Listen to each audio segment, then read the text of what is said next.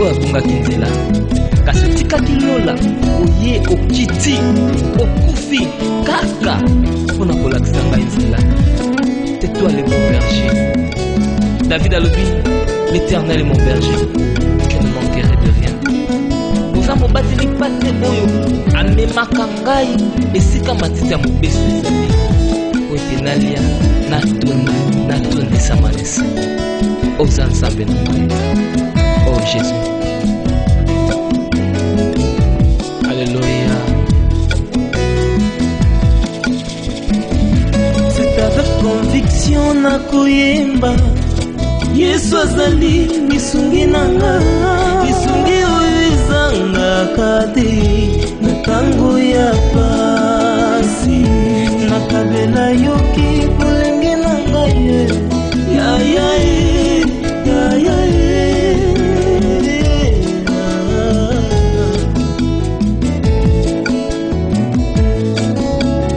Nakabela yoki bolenge nanga ye, sala nanga nyonso olingi.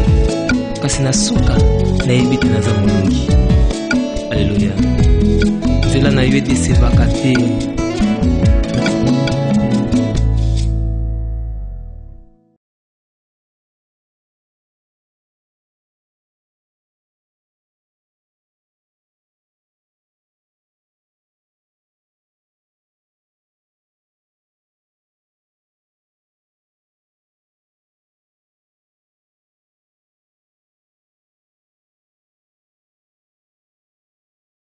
Où vous nous suivez, vous êtes bel et bien branchés sur la Santé Radio-Télévision, votre chaîne de proximité, votre chaîne de qualité et pourquoi pas votre chaîne les plus proches de vous. Alors ce soir, nous sommes encore de retour. Et la dernière fois, nous avons commis une trahison de la part de nos amis de la SNEL, mais je pense que ce soir, nous sommes bien entendus avec eux. Alors, nous sommes dans notre émission que nous intitulons Festé gratuit. Et aujourd'hui encore, nous allons continuer notre débat de la fois passée avec le prophète et le héros Joël Mbwanga. Merci pour l'assurance technique qui est assurée par Mitera Menga. Tragédie Bazabidi et pourquoi pas à Dali Diantete. Maintenant, nous allons rentrer, nous allons faire un petit tour au niveau de la régie pour demander une chanson qui va nous permettre de recevoir sur ces plateaux notre invité qui s'appelle Prophète Joël Mbwanga. Tragédie Bazabidi, si nous parlons le même langage, c'est parti.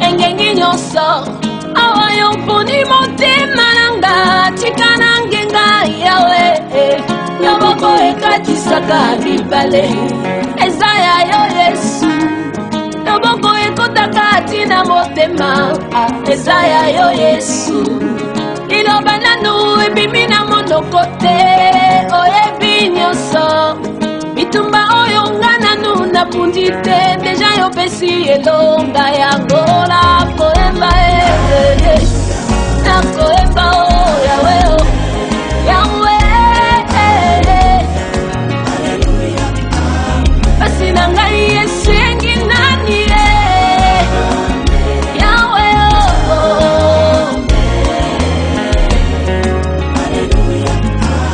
pasi na ngai Yesu singa nani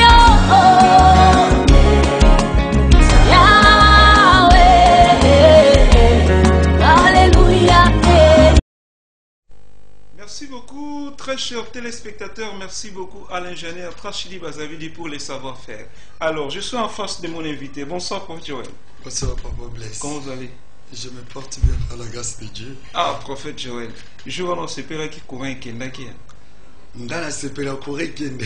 Oui, on s'est fait là qui courait qui est là parce que on est déjà qu'on devient, on a certaines questions. Oh, ça c'est vrai. Ah oui. Je ne pense pas. Il y a un moment où tu vas lobby. Nga vi na ngai égal ko loba. Na bando loba depuis le bouma maman. Alors ta on a bimi na loba. Tant que ça les gens à quatre les moments on va aller à loba. Na kata li bomu na ko si 3 mois maman biso loba batuna nga mutuna na ndimi Oh, prophète Joël. Nga professionnel la science, il y a médecine demain, il y a santé pardon. Mais tout le monde a boué. 3 mois, il y a 3 mois. Tant on a botami. Ah, tant on a botami. Oui, c'est 3 mois. Batuninga mutuna bas batu baye ko bayo. Mais c'est normal faut batuninga mutuna na lobi parce que dès les naissances déjà, moi na les l'arabe ça déjà voit. Mais ce qu'on a koloba ya ba poser une question. Mais nazo répondre na temps qu'il faut. Question les coïncidence te bon na ba question te. Mais il sanga que question ba poser question yo bébé on dit bena Bona skoto lobani. Et maintenant lobby. To lobani mais ça signe. Bon, ça va signe prophétique parce que je suis un enfant prophétique. Oko imaginer papa biso bota bana mwana libosa pesa ekombo kakesa mwana mibala pesa ekombo dudu mwana misata pesa ekombo blaze mwana mini pesa ekombo dadi et comme na tourne nga pienga kombo Joël. Bon. Et oui, je suis un enfant prophétique, 5e enfant, mais je suis un enfant prophétique, c'est pourquoi on a bima prophète. Na famille a 8 enfants. Oui. La famille a 11 enfants, même père, même mère. Asai musala. Baby so nyonso tuza bikufa kufate ka papa biso mutakufa kamba liboso na 2017 mais biso nyonso tozali. Ah donc papa za na bisoté hein. Papa za na bisoté, papa biso penza kufa ki atiki biso mais biso tozali. Alors prophète Joël lelo tozolo bela festin gratuit. Festin gratuit eza moko ya ba sujet au pesaki pour na émission na yo na temps aux na kati ya boma to meka un peu kodeko teke yango. Bon, festin gratuit en réalité c'est la parole de Dieu. Festin gratuit c'est les festins gratuits c'est les festins de l'agneau, c'est la délivrance. Et ça Pâques, et ça jubilé d'or. C'est ça les festins gratuits. Ésaïe chapitre 55 verset 1. Bible Zolba, vous tous qui avez soif, venez vers les eaux, venez manger, venez boire, acheter du vin et du lait, sans argent, sans rien payer. C'est ça les festins gratuits. Donc en réalité, le vrai festin gratuit, c'est Jésus. Lorsque la parole de Dieu est en train d'être annoncée, yango mona bureau na ngana yambara yo fele et puis na ba prophétie na ngana ba service à délivrance na sala ngo yo fele na tigala jamais ko yebisa mutu rabashika bashika nzamba obi na ngapianga TV na délivrer yo jamais. Prophète Joël to pesa nga $100,000 na délivrer yo jamais. Yo osa prophète. Oui. Mais ce qui lelo batu ba komo kima ba église hein certains pasteurs il y a Congo Mobimba bakoma kayoka be robo kondolo shikeye keke bekele shekeke toyebaka te donc ezalaka prophétie ce ezalaka parler en langue parce que biso toyebi parler en langue tant ba Moïse bazalaki ba prophète ba otoleka bazalaki ba apôtre tant bazalaki les 12 wana et prophète parler en langue ezalaki nini tant mutu asambeli côté na onction aller parler en langue zouillée tant on na interprétation directe mais une lelo est comment kakambala moko au côté na cher tant on mati bonsoir libota na nzambe nzamba lobi na ngabwe yekekeke belele yango ekimi sibana na nzambe mingi. Merci beaucoup. Mais yoka na opeso réponse moro. D'abord on attend Moïse parler en langue ezagité. Bango bazagi ko sala na dispensation où le Saint-Esprit était une force agissante.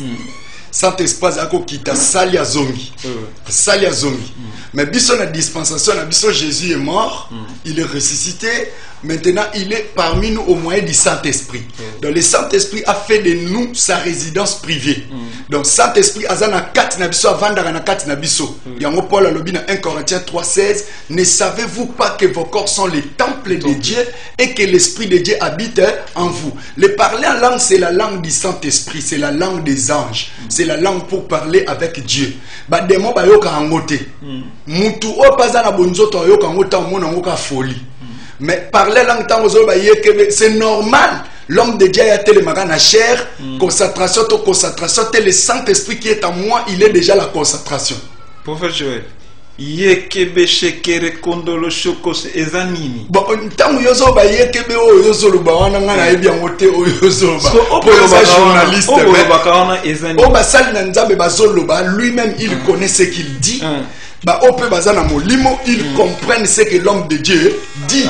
Dieu lui-même aussi comprend parce que lorsque Moutazolo ba langue, Azolo ba te pas converser na batu. Quand Azo parler la langue, c'est pour converser avec Dieu.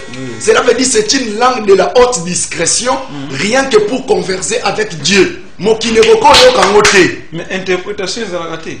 Interprétation est coquille kozala si il y a un interprète. S'il n'y a pas un interprète, parce que non, il y a parlé en langue et manifesté dans 1 Corinthiens 12. Et si la Bible est 1 Corinthiens 14, tout ça, ma don spirituel dans 4 Corinthiens. Il y a parlé en langue et s'est manifesté pélissus. Donc, il y a un moment, il y a une communauté qui parle la langue anglais, soit portugais, non, non, ça ce n'est pas biblique. Parce que ce qui est biblique, on nous a dit, le parler en langue, et ça la langue où ozo lobanan zambeka kabozo yokana. Et ça n'a pas tout été. Pour nous comprendre, il faut nzamba sala et non, il y a interprétation et langue. Voilà. Place on en est aux alliés. Moussa Nanzamba Matina cher, abandote abana Nzambe, esprit ezui.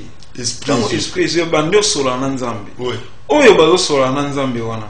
Il faut y a un interprète pour que les bottes en la paix en communion, en contact, problème T, ce n'est pas un problème. Il faut qu'on ait un interprète, ça dépend de la souveraineté de Dieu. Papa Blaise, écoutez, Nzambe, au moins tant que nous monopoliser Nzambe, Nzambe a le quoi biso batute. Nzambe tant la Bible était. Parce que ça le voit la mutum susu na église ya Matadi par exemple. Na sali service à 10 papiers mouchoirs.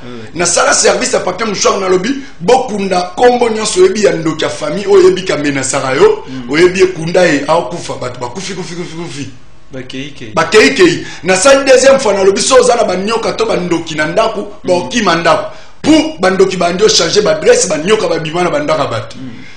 Pasteur Moussou baza molimo nzambe te baleki o ateaka bien a prophétisaka ne bien poni ni tasukika na prophétie na matea na e alinga bandoko tasuna ba démonstration wana za ba magie eskani ne komama na Bible bozo ba papier mouchoir boke na ngona bandaku na bino po bimisa banyoka na ko yebisa bino esike komami. Est-ce que tu connais que tout ce que Jésus avait fait? Bible le dit que ce qui va komaki ango livre mon côté koka ko contenir ango. Et puis dans 2 Corinthiens chapitre 3, qui est dans cette Bible, que les Écritures tuent, mais l'Esprit vivifie. Dieu est esprit, Dieu n'est pas la Bible. Dieu est esprit, Dieu n'est pas la Bible. Nzamba tanga la Bible te. Papa tala. Son nzamba ebisinga na se la mai. Atayo budara mai. So reza kwe biksa mutu. Ngana osaila ngona obango te. Ngana obanga nzambe to na obango. Parce que l'eau c'est la vie. L'eau c'est la vie, oui, selon le langage à montre. Et l'eau aussi c'est la vie parce que Jésus a pris l'image de l'eau et il a dit je suis le chemin, la vérité, la vie. Donc pendant que, excusez papa, nazo bisayo na makamba doctrine, le lot va prêter tozo pota na batumsu bazo pengwa pour rien. Pasteur soki yo tchaka l'huile te. Ndima na bato ba otcha l'huile les obiksa bato. Soki aza magicien pour biksa bato. Ou abema bato na sali, où est le problème? Est-ce qu'un magicien comme Mabatuna Lola, si un homme de jazz ou Mabatuna conversion, Ndima ya Zamtanzambe, et alors quoi-il le Batubandima, Bamsou Bazo Boudenga, Azaba magie, tout, va interpréter n'importe quoi. Bah, Yosko Mutoza Nzambe, point au pied, bah, solution, Banda Kalate. Bon, lorsque mon n'a pas solution, mouta avec la biki, koka tamboli, baba lobby, soit moutaki na mioma biki, moutaki na banyo kananda pour des années. Allez, banyo ke bimi, o banyo traité un magicien. Yozaki vrai. Pourquoi l'on l'a kamoté? Oui, au coco, on de konandela si. Allô, bonsoir, Bobengi Biso Pikombonan. Bonjour. Bonjour, maman, Bengi Biso Pikombonan. Comment la Oui, maman Rite, na sujet na biso ya festin gratuit ozo décortiquer au lobby. Na lobby, on va de la sujet. To vendre la sujet. Tozo décortiquer festin gratuit, mais sujet na biso tozo kota eza la grâce. Tozo le bela sur la grâce. Ça. D'accord. Ça c'est bien la matière la vino. Merci beaucoup. Ça m'a pas la vino. Amen, amen. Ok. Prophète Joël, autant un message. Numéro prophète, hein? C'est le prophète. Autant un message, mon côté. Bonsoir, festin gratuit. Tous on a bien depuis source. Tout n'est la biso prophète Joël. Nini et ça la kake bandimi. Tant baye na église. Na place pasteur ateya molimo mosantu. Mais bakomote ya biso kaka ba voiture ba libala ba bilomo yango ka etikali na église mais sanctification ba bwakisa na bango yoka eza débat o batu bazokote omoni no makamba nzambe basela ngo débatté nyango na ucholo ba Dieu est esprit, Dieu n'est pas comme nous les hommes. Biso mutu tanga Bible, Saint-Esprit tanga Bible. Le Saint-Esprit c'est celui qui a inspiré les prophètes et les apôtres pour Bible komama. Comment on a parchemin, rouleau du livre, na grotte, rechercheur, retrouvango, c'est la Bible, théologien, ne bimi Bible. Mais ce qui est là qui va comment Bible était, ne le banga va glisser évangile selon le prophète héros Joël. Vous comprenez là? Évangile selon le prophète héros Joël Mbouanga. Papa Blaise Poba. Donc justement pendant que nous avons il faut comprendre encore une chose. Allô? Allô, bonsoir. Bengibiso puis comment on a ici? Akati, voilà.